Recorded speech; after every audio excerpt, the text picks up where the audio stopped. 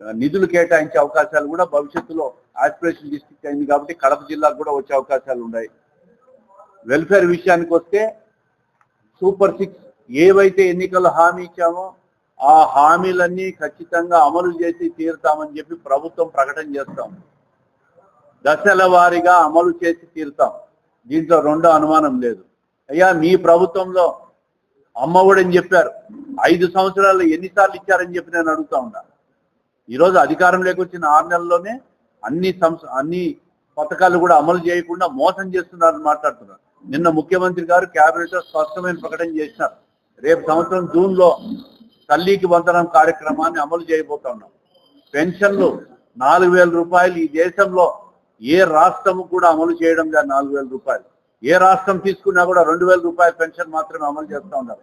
తెలుగుదేశం ప్రభుత్వం వచ్చిన తర్వాత ఎన్నికలు చెప్పిన 4,000 రూపాయల హామీని ఖచ్చితంగా అమలు చేస్తూ ఉన్నాం.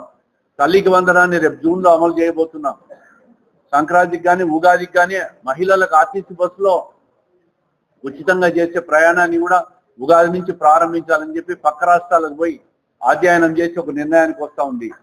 అదేవిధంగా రైతులకు కానీ మహిళలకు కానీ చెప్పిన కార్యక్రమాలు కూడా ప్రభుత్వ ఖజానాలో ఇబ్బందులు ఉండడం వల్ల కొంత ఆలస్యమైన సూపర్ 6 పథకాలు ఏవైతే ప్రభుత్వం చెప్పిందో ఎన్నికల ముందు హామీ ఇచ్చిందో ప్రతి పథకాన్ని కూడా అమలు చేసి తీరుతామని చెప్పి ఈరోజు మీ ద్వారా ప్రజలకు స్పష్టంగా విన్నవిస్తూ ఉన్నాం. ప్రతిపక్షాలు చేస్తే దయ్యాలు వేదాలు వల్లించినట్టు వాళ్ళ మాటలు మీరు నమ్మొద్దండి. ప్రజలకు అర్థమైపోయింది. మీకు 5 సంవత్సరాలు ఒక్క ఛాన్స్ అని పరిపాలన ఇస్తే ఈ రాష్ట్రాన్ని సర్వనాశనం చేసి అప్పులమయం చేసి అరాచకం చేసి అవినీతి చేసి మాఫియాలు చేసి సర్వనాశనం చేసినారు మీరు కూడా ఈరోజు మళ్ళా 6 నెలలు గడవక ముందే వచ్చిన ప్రభుత్వాన్ని ప్రజల్లోకి తీసుకుపోయి అబద్ధాలతో నమ్మించే ప్రయత్నం చేస్తుంటారు. మీరు చెప్పే మాటలు ఈ ప్రజలు నమ్మే పరిస్థితిలో లేరు. ఖచ్చితంగా సంక్షేమ పథకాల విషయంలో ప్రభుత్వానికి ఒక స్పష్టత ఉంది. ముఖ్యమంత్రి గారు నిరంతరం సంపద సృష్టించే పనిలో ఉన్నారు, ఆదాయం సృష్టించే పనిలో ఉన్నారు.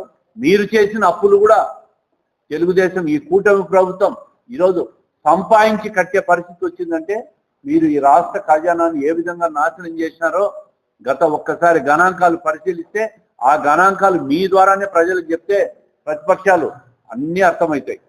ఈరోజు మీరు ధర్నాలు చేసినా, ర్యాలీలు చేసినా, రాస్తా రోకోలు చేసినా, పొల్లు దండాలు పెట్టినా మీకు మళ్ళీ అధికారం రాదు, మీ పార్టీ నిలబడదు. మీ పార్టీ నుంచి చివరకు ఆ అధ్యక్షుడు శాశ్వతంగా అధ్యక్షుడు ఎవరైతే జగన్మోహన్ రెడ్డి గారు ఉన్నారో ఆయన ఒక్కరే ఈ పార్టీలో మిగులుతారు.